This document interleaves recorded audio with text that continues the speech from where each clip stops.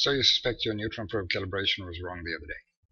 So you go in, look at your graphs, and fortunately there is a calibration drum that's being read consistently. And sure enough, there it is, 106% when it should be at 100%. So we're going to look here at the depth graph, and we see the same trend. At every depth it's reading too high, and that's the March the 2nd. So we want to know exactly how high it is so that we can get a factor of how to recalibrate this down. So to do that, I'm going to go to graph options, and I'm going to go straight into my water balance table right there. It's defaulted to the calibration drum. The dates are okay. I have the time span in there that I want, and I roll down to the bottom, get to the 5th. Actually, that was on the 3rd, and I'm going to slide all the way over here. There are the actual probe readings, and we're looking for the average within the root zone. So here we have that. The field capacity for the calibration drum is in fact 170. It's been reading a fraction high, 1%, 1.5% high at 171. But here's the one we're going to use as an example. We're going to go from 181. I'm going to calibrate it directly down to 170. So I'm going to use that effectively as a factor. 181 over 170.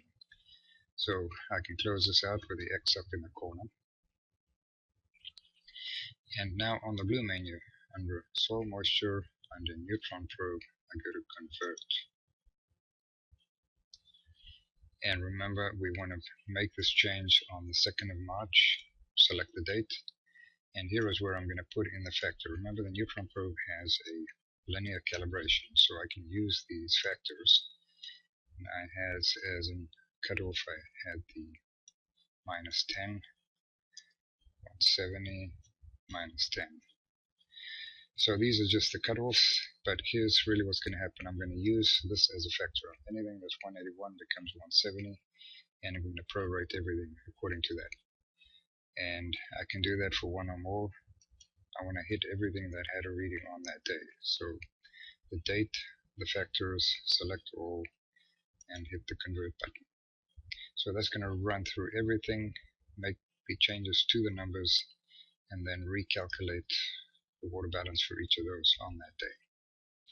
It's going to take a little while because we got quite a few blocks here.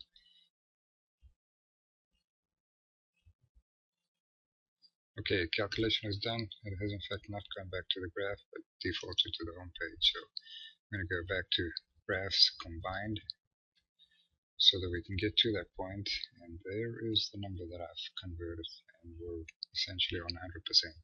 And you can see on the depth graph, it's come back in line.